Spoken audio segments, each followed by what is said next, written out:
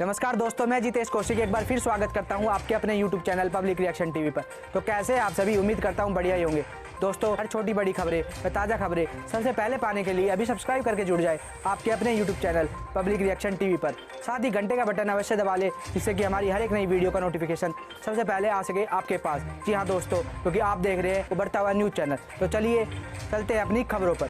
आज 14 फरवरी 2023 दिन मंगलवार। आइए सबसे पहले एक नजर डाल लेते हैं दिन भर की सुर्खियों पर। हरियाणा में इस दिन से होगी रबी फसलों की खरीद, सरसों की खरीद की हुई घोषणा। हरियाणा में अमित शाह के दौरे से पहले मैसेज हुआ वायरल, बताएंगे पूरी खबर। 3 महीने के हाई पर पहुंची रिटेल महंगाई, जनवरी महीने में बढ़कर 6.52% हुई। खाने पीने के सामान के दाम बढ़ने से महंगाई बढ़ी। कृषि विशेषज्ञों की किसानों को सलाह, गेहूं व सरसों फसल के लिए नुकसानदायक साबित हो सकता है बदलता मौसम, बताएंगे बचाव के उपाय। इमरान ने भारत की फॉरेन पॉलिसी को सराहा, पाकिस्तान के पूर्व पीएम बोले पुतिन हमें भी सस्ता तेल देने को तैयार थे, जनरल बाजवा ने गड़बड़ कर दी। तुर्की सीरिया में 36,000 से ज्यादा मौतें, सीरिया बॉर्डर से लौटी 3 देशों की रेस्क्यू टीम, विद्रोहियों की झड़पों में जान गंवाने का डर। रेनो निशान ने बताए अपने फ्यूचर प्लान, भारत में 5,300 करोड़ इन्वेस्ट करेगी कंपनियां, 2 इलेक्ट्रिक व्हीकल और 4 SUV मार्केट में उतारने की है तैयारी। न्यूजीलैंड में साइक्लोन गैब्रियल का अलर्ट, 509 फ्लाइट कैंसिल, 250 किलोमीटर प्रति घंटा की रफ्तार से हवा चल रही है, 46,000 घरों की बिजली गुल। और अब खबरें विस्तार से।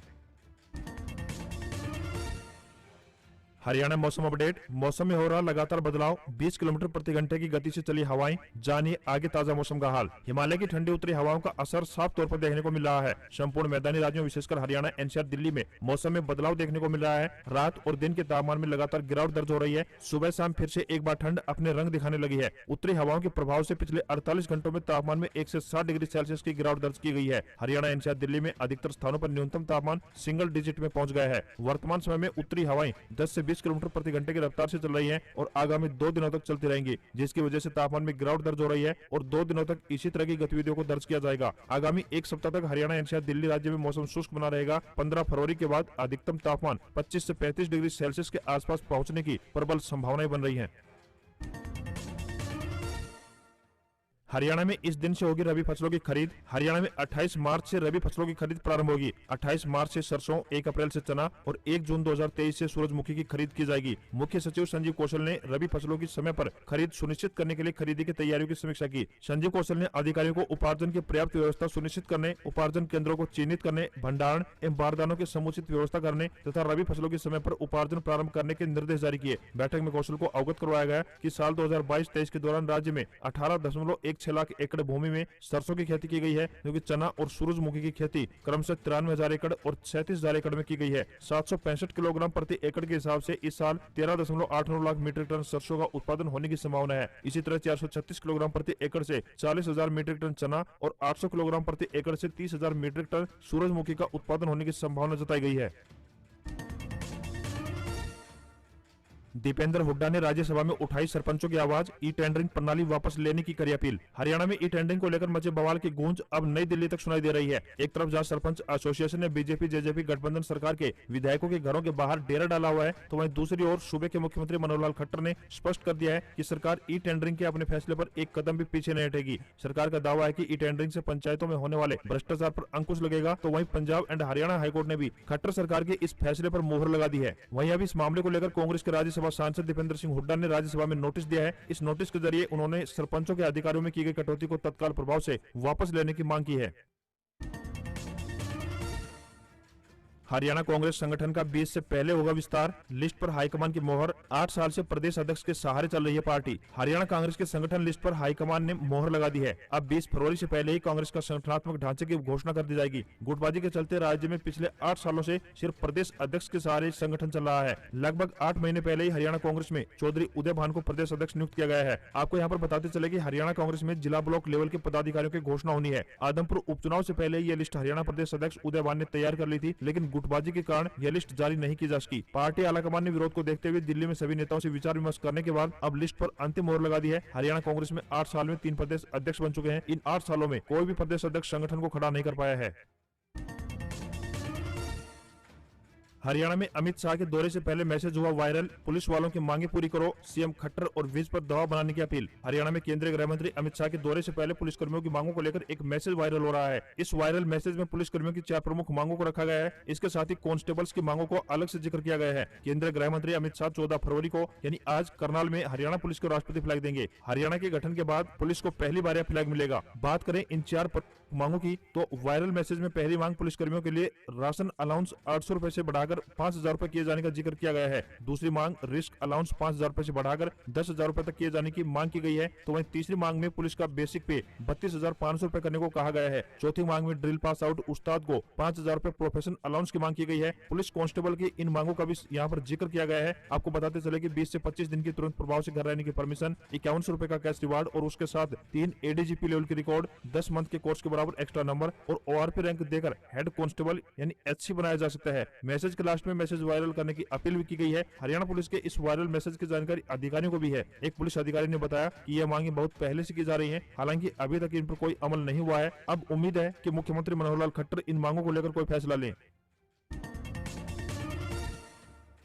यमुनानगर डीसी कार्यालय पर कांग्रेसियों को प्रदर्शन, सीएम खट्टर के खिलाफ की नारेबाजी, फैमिली आईडी में खामियों को लेकर उग्र हुए कार्यकर्ता। हरियाणा के यमुनानगर जिला उपायुक्त कार्यालय पर युवा कांग्रेस कार्यकर्ताओं ने भाजपा सरकार के खिलाफ घंटी बजाओ सरकार जगाओ को लेकर प्रदर्शन किया। युवा कांग्रेस कार्यकर्ताओं द्वारा फैमिली आईडी की वजह से आ रही परेशानियों के खिलाफ प्रदेश भर में घंटी बजाओ सरकार जगाओ अभियान के तहत प्रदर्शन किया। इस दौरान कांग्रेसियों ने भाजपा सरकार और सीएम मनोहर लाल खट्टर के खिलाफ नारेबाजी की। हरियाणा युवा कांग्रेस प्रदेश अध्यक्ष दिव्यांश बुद्धि राजा ने कहा कि आज भाजपा सरकार की गलतियों के कारण जनता को फैमिली आईडी, पेंशन और प्रॉपर्टी टैक्स जैसे कामों को लेकर दर-बदर की ठोकरें खानी पड़ रही है। जनता ने सरकार अपनी भलाई के लिए बनाई थी, लेकिन आज यही सरकार जनता को परेशान करने का काम कर रही है। सरकार के गलत सर्वे के कारण आज महिलाओं बुजुर्गों को समस्या हल कराने के लिए नगर निगम और सरकारी अधिकारियों के कार्यालयों के चक्कर काटने पड़ रहे हैं। बावजूद इसके परिवार पहचान पत्र में हो रही गलतियां ठीक होने का नाम नहीं ले रही है। जिन लोगों की बुढ़ापा पेंशन कट गई है वह लोग भी बुढ़ापा पेंशन के लिए दर-दर की ठोकरें खाने को मजबूर है। साथ ही सोनीपत में फैमिली आईडी को लेकर महिलाओं पर जो मुकदमा दर्ज किया गया है उसकी भी हम निंदा करते हैं।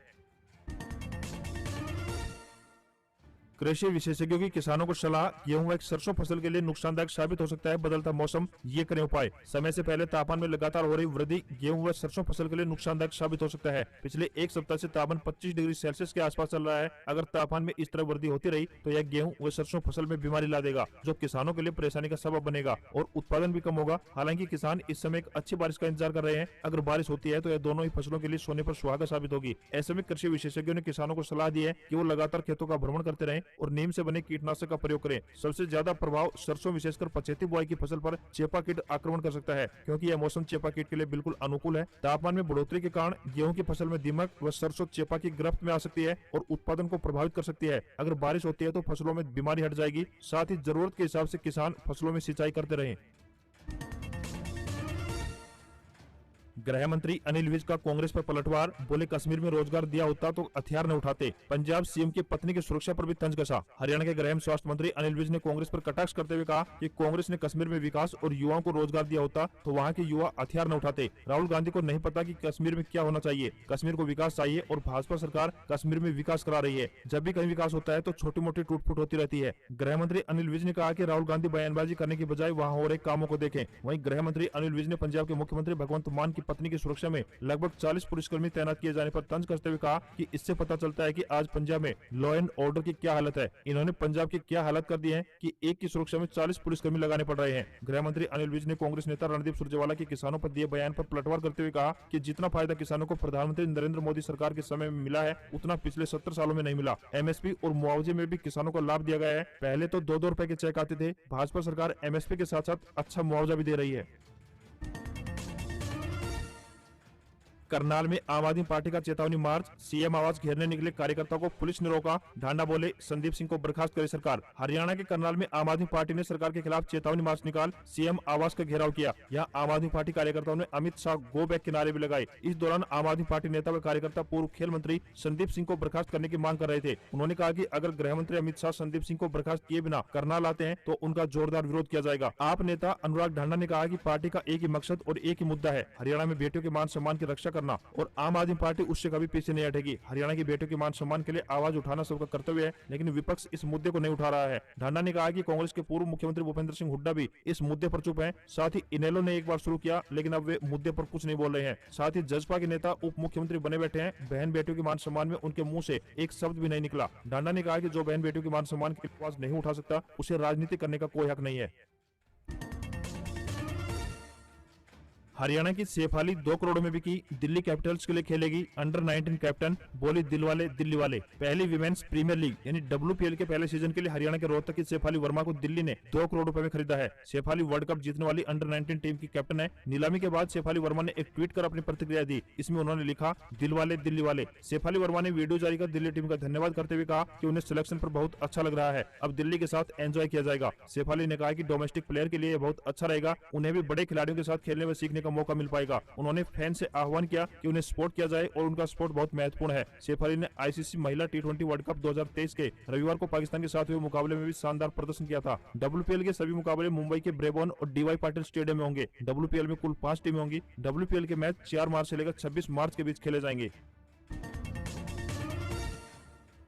अमित शाह का हरियाणा दौरा बीजेपी के लिए 4 महीनों में अहम, राहुल की यात्रा का निकलेगा तोड़, 2019 का प्रदर्शन दोहराने का दबाव। केंद्रीय गृह मंत्री अमित शाह 14 यानी आज मधुबन करनाल आ रहे हैं। शाह का यह हरियाणा दौरा बीजेपी के लिए बेहद अहम होने वाला है। इस दौरे को लेकर मुख्यमंत्री खुद तैयारियों का जायजा ले रहे हैं। हाल ही में उन्होंने करनाल पहुंचकर तैयारियों का बारीकी से निरीक्षण किया। वैसे भी गोहाना में अमित शाह नहीं आ पाने के कारण हरियाणा बीजेपी संगठन इस दौरे को लेकर बेहद संजीदा दिखाई दे रही है। हरियाणा में राहुल गांधी की भारत जोड़ो यात्रा 2 चरणों में पूरी हुई। दूसरे चरण में राहुल ने GT बेल्ट को साधने का पूरा प्रयास किया। हालांकि बीजेपी ये कहते हुए आ रही है कि यात्रा से पार्टी को कोई असर नहीं पड़ रहा है, लेकिन केंद्रीय नेतृत्व इसको गंभीरता से ले रहा है। यही कारण है कि अमित शाह राहुल की यात्रा का पूरा फीडबैक सरकार और संगठन से ले रहे हैं। साथ ही यात्रा से हुए नुकसान की भरपाई का तोड़ भी हरियाणा बीजेपी के साथ निकालने का काम करेंगे। हरियाणा में 2019 में हुए लोकसभा चुनाव में बीजेपी को सभी 10 लोकसभा सीटों पर जीत मिली थी। 2024 में भी इस प्रदर्शन को दोहराने की चुनौती को देखते हुए पार्टी का केंद्रीय नेतृत्व हरियाणा पर पूरा फोकस कर रहा है। साथ ही हिमाचल प्रदेश में मिली हार से भी हरियाणा बीजेपी सबक लेगी। शाह अपने दौरे के दौरान यह भी देखेंगे कि हिमाचल की हार का हरियाणा में कितना असर होगा। अभी तक की समीक्षा की बात करें तो यह सामने आया है कि हार के पीछे एक प्रमुख कारण पुरानी पेंशन योजना यानी OPS रही है। अब देखना यह होगा कि OPS को लेकर सरकार क्या कदम उठाती है।